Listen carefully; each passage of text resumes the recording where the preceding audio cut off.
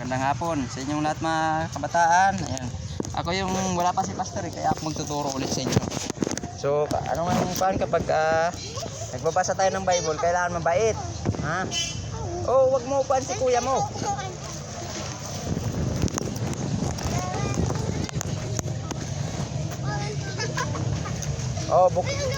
Bago tayo magsimula, mag-pray muna tayo. Tayo. Tayo, ayan, manalangin tayo. Manalangin tayo. Ganito yung kamay nyo. Sige.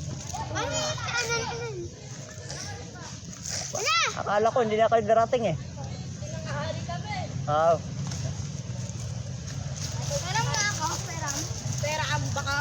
Saan yung kuha nyo? Yung binibinta nyo? Kalahati lang naman na bayaran mo dito ah. Wala. Yung kaya ko na ginagawa nyo. Manalangin tayo. Okay. Lord God, Lord, dito naman po kami sa amin area kung saan magsisimula naman po kami ng Bible study, Lord. Lord, samahan mo po ako, Lord God. Gamitin mo lamang ako sa iyong likuran, Lord. Yung salitang galing po sa iyo, Lord God. Mayag ko sa mga batang ito, Lord God. Maging mabait na po sila, Lord God, at makinig sa iyong mga salita. Lord God, sa hapong ito, bigyan mo ko anointed wisdom na nag-ayon sa iyo, Lord God. In Jesus' name, Amen. Very good. Hindi, buksan nyo yung isa lang kasi aklat nyo eh.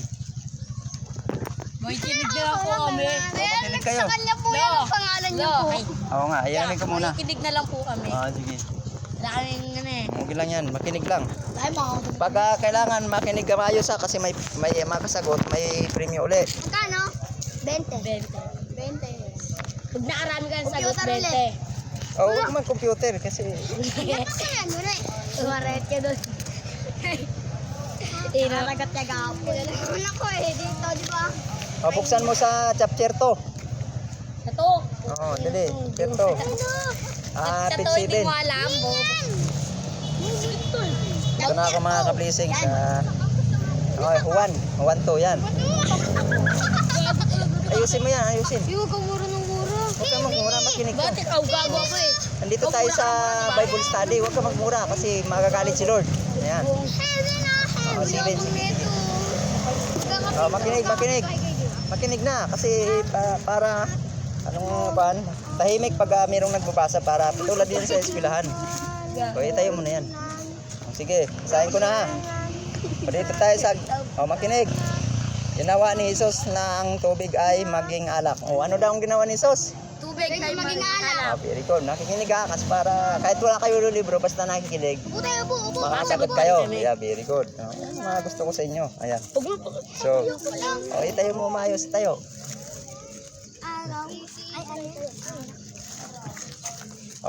Tingnan mo dyan. Ipakita mo sa kanila para meron din sila sa makikita. Ako nangawak. Bug. Akan mo maayos. Huwag mong awayin. Sige, makinig na. Makinig ka. Huwag ka muna dyan. Upo lang ako. Sige. Nang ikatlong araw ay nagkaroon ng kasalanan sa Kana ng Galilea. Naroon ang ina ni Jesus. Si Jesus ang kaniyang mga alagad at inaanyayahan din sa kasalanan. Nang magkulang ang alak, sinabi ni Jesus sa kaniya, sundan niyo yan. Wala na silang alak. Makinig kayo ha kasi may question ako. Pag makasagot. Maging alak. Yan. Tama. Huwag kang gagalaw kasi tumitingin sila. Sinabi ni Jesus sa kaniya, yun ang ang kinalaman ng bagay na ito sa akin at sa iyo. Ang aking oras ay hindi pa dumating. So, ayan, makinig kayo maayos. Makinig. Yung bike, baba mo yan. Kahit di na ako bibigyan. Hindi nga, kailangan nakikinig. Relax ka lang. Ay, makas. Upo ka para makita sila. Ikaw nagigil, sasapalin ko kayong lahat. Okay, magkuhan. Nagingay. Kasi dito tayo sa Bible study. Lahat kayo. Makinig. Pati tayo. Mamaya, upo. Hindi. Sinabi niya ng ina, makinig, huwag ka dyan sa bike kasi ma-accident. Isog mo yan yung bike mo. Huwag ka mamura.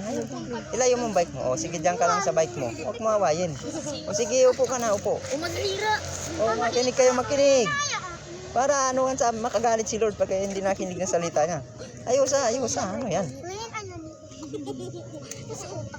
Hindi, tingnan. Sinabi niya sa ina sa mga tagapaglingkod, Gawin ninyo ang una, anumang sasabihin niya sa inyo. O makinig kayo sa akin. Ay, wala kayong kwenta, hindi kayo makasagot. Walang prize. Mayroong dong 6 na tapayang bato na nakalagay alinsunod sa pagdadalisay ng mga Hudyo. O makinig ka, huwag ka makinig. Makinig ka. Ipakon mo sa kanila para makikita nila. Huwag kang magkasarili. Hindi ba tama yun? Ang bawat isa ay maaaring maglaman ng humihigit kumulang sa 100 litrong tubig. O makinig ka. Makinig maayos. Sinabi ni Jesus sa mga tagapaglingkod, pinuunin ninyo ng tubig ang mga tapayan. Kaniyang mga pinuno ang mga ito at hanggang sa labi. O sinabi niya sa kanila, sumalo kayo ngayon at dali ninyo sa mamahala ng hagdanan. Ayan. So ayun, makinig kayo. Anong dinala ni Jesus? Alak. Anong alak? Ano yan? Saan?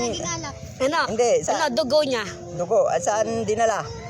Sa mga niya, alagad niya. Hindi nga, may pangalan. Saan banda dinala yung alak? San Pedro, San Jose. Bakit yung para saan yung alak? Para sa mga taong may May sakit. ah, Kasalanan. May sakit. kasalanan. Oh, okay, tama. O makinig maayos sa paling yung kasagot. Kailangan mauna makinig maayos. Upo. 20 ka agad. O dyan ka lang. O natikman na. O nakikinig to siya eh. Nakinig ka lang dyan, tayo lang. Sinabi niya sa kanila, sumalo kayo ngayon at dalhin ninyo sa namamahala ng hagdanan. Kanilang dinala ito. O makinig ha. Ito nakikinig pa ba yan siya? Hindi na. Nagsasarili yan. Makinig ka, sundan mo binabasa ko. Yung number niyan. O, sige. Pakita mo sa kanila para mayroon din sila. Huwag ka malamot. O, huwag ka muna yan, bike na yan. Mamaya na yan. Makinig muna. Sasapay ko lang kayong lahat. Huwag kayo mag-away-away. Kailangan tayo dito maging mabait. O, nagdaral tayo ng salita ni Lord. Magagalit si Lord. Durug mo ka. Pagpayang bunso. Huwag mo o, diyan ka lang. Dali. Ipay naman libro doon. Huwag ka magpasaway. Tingnan mo binabasa ko. Upo ka. Huwag kayo magpasaway kasi kung ano siya yung nagtuturo. Tulad yan sa eskwelahan. Makinig kayo sa teacher. Huwag mo sutukin. Dali. Huwag mo sutukin nga. Ano ba yan? Hindi yan tinuturo. Yung mga mahalin mo yung kapwa mo. Huwag mo sutukin. Hindi ko alam. Baka bugbugin ko pa yan. Ilagay mo lang doon. Yan. Banatan ko pa yan. Banatan ko sa lalaki. Di mamaya na yan. Uy, wag ka mamata. So uwi na nga ako. Uwi ka, wala ka naman dito eh. Huwag mo pa uwiin. Mamaya ka na umuwi. Hindi na ako, nantok na ako. Bakit? Kakagaling. Ikaw na mo umuwi. Binapang sa betlog. Ano na makinig? Parang light. Uy, makinig. Gago ka. Hindi nakinig. Wala yan. Batawa Hindi mo, ko bibigyan bato. ng pagkain. Ay na, makinig. Dito na ako. Makinig. Ang pasimulang ito ang tanda ng ginawa ni Jesus sa kanan ng Batoy Galilea. talaga ang gago. Huwag mong batuhin. Huwag mong Batoy batuhin natin. siya. At napahayag ang kaniyang kaluwalhatian. Pakwan na lang tayo ha. Mamaya nga, makinig kayo. Pakwan na lang tayo, 50 lang magagastos mo ya. Huwag ka muna makinig kayo sa salita ni Lord. Hindi yung pagkain ng inyo pupuntan dito. Dapat nakikinig kayo maayos. Para ito sa inyo. Pakwan kami. Para maging masunurin kayo sa magulang nyo. At saka kailangan maisap. Wala ko pa kanina. Oo, dyan na nga. Sundin mo na ako. Upo ka dyan. Nilinis si Jesus ang templo. Pagkatapos ito ay bumaba siya patungong Capernaum. Kasama niya ang kaniyang ina. English ka? Ha? Bakit English ka magsalita? Hindi, Tagalog yan Ang mga kapatid ng lalaki at ang kaniyang mga alagad. Makinig ka, nanitili sila roon ng ilang araw. Saan bumaba nagpatungo si Kuan? Pagkatapos na pumunta siya at nilinis yung templo, saan pumunta si Jesus? Sa ano? Sa Saan? kamatayan. Hindi, mali. Saan pumunta si Jesus? Sa langit. Hindi, patungong saan? Sa lupa. Sa kuweba. Nung bumaba siya, saan siya nag-unang pumunta? Sa kuweba. Hindi, Sa abahay. hindi. Sa bahay. Sa Basahin mo. Sa desert. Yung heaven, sa heaven. Ay, sir. Ano? Sa heaven. sa simbahan. Oy, Father. Tinuturuan na natin yung mga anak Sa natin. simbahan. Sa simbahan. Nakikinig. Yeah. Sa simbahan. Sa simbahan. Ano ba? Ay, Oo, pagpupupo lang kayo. Simbahan. Simbahan ya. Pagkapupo lang ako, lubog. Simbahan. Hindi mo. Hindi rin. O sige, wala nang kasagot ha. O makinig pa sunod. Sunod na question. Bumabas sa lupas pinako. Ang kasama niya ang kaniyang ina. O tandaan nyo ha, maayos. Ang binabasa ko. Ang mga kapatid at lalaki ng kanyang mga alagad na natili sa araw ng ilang araw. Kaya tandaan nyo. Dito na tayo sa pangalawa. Ayan. Ay, Oh. nakakano O, naman. tandaan nyo to ha. Ito na lang yung ating babasahin. Kailangan makasagot. Malapit. Tingnan nyo dahil. Patingin nyo sa kanila para makasagot.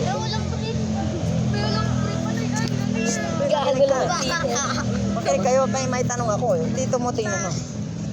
Malapit na ang araw ng paglagpas ng mga Hudyo. At umahin si Jesus sa patong Jerusalem. Nakita niya sa templo ang mga nagtitinda ng mga baka at mga tupa.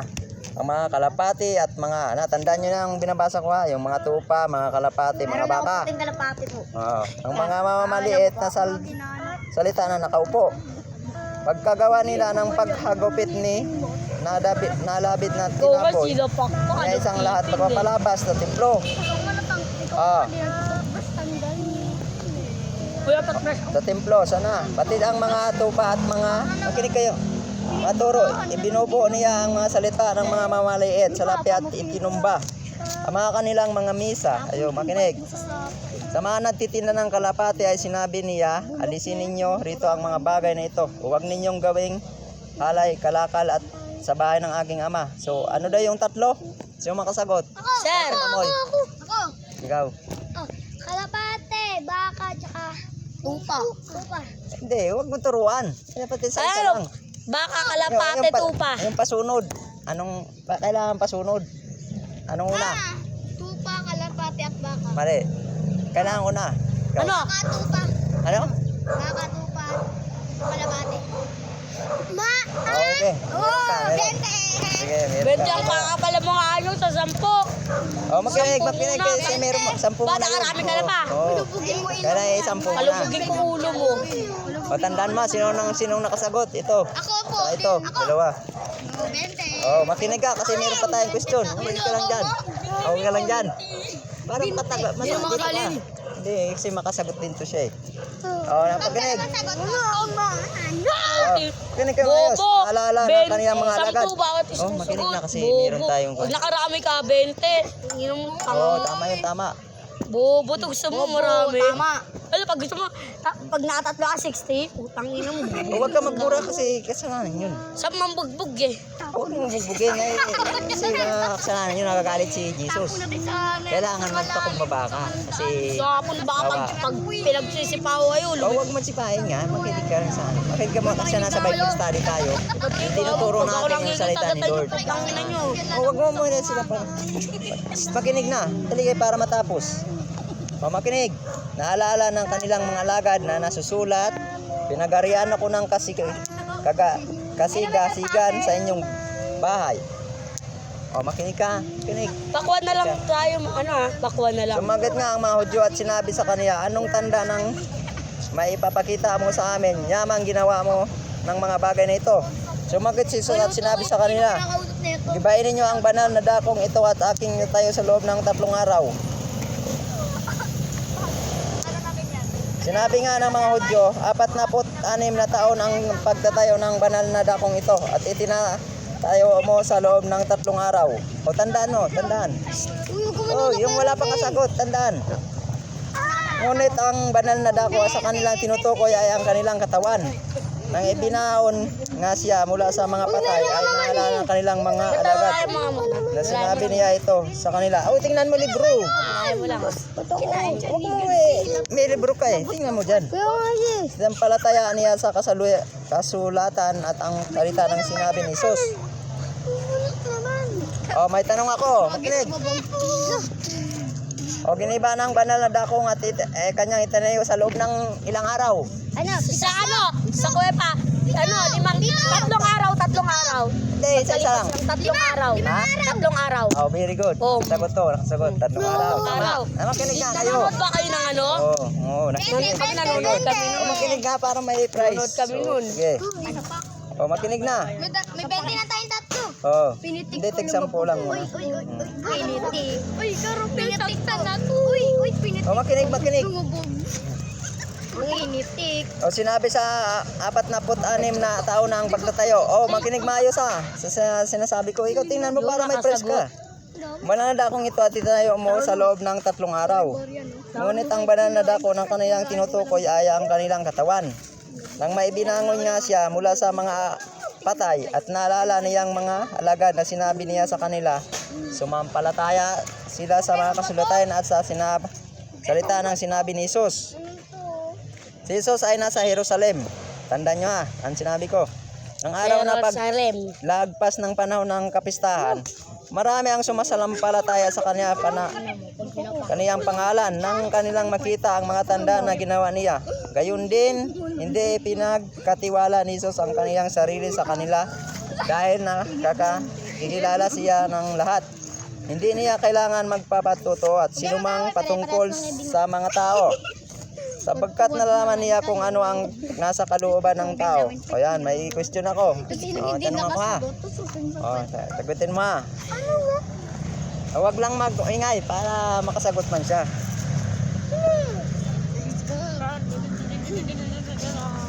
Sinong nasa Jerusalem? Huwag kayo magsagot. Siguro kasi ano? Sino? Sir. Hindi, huwag ka na, nakasagot ka na eh. Ako. Sinong pangalan? Yung nasa Jerusalem? Yung nabanggit. Ha? Sinong sir? Ako. Walang sir dito. Ako. Yeah. Di ba ako nakakasagot? Hindi, mamaya. Di ba? Huwag kayo mag-away. Huwag mong batulan. Si Cruz. Papa Jesus. Si Papa Sir. Jesus. Hindi, mamaya. Sir, Ha? Di po na sinigos ko. Sino? Papa Jesus. Jesus? Oh, okay. May bilis ka. Lo, ako may nakasagot na. Mamaya. Isa lang ang pinakausap ko. Paano magkakasin magsalita? Huwag mo sabihin nung ano ang sagot mo. Dito ka. Ito, aga-aga na itong ano to po. Sama ka sabi nga ako. Gusto ko yung sabot. Huwag, loko to. Huwag ka magsalitang ganyan na. Mali yan, mali. Dosi. Pwede ba ganawa? Pananay oh. Ikaw Sabi Bakit talaga ito eh.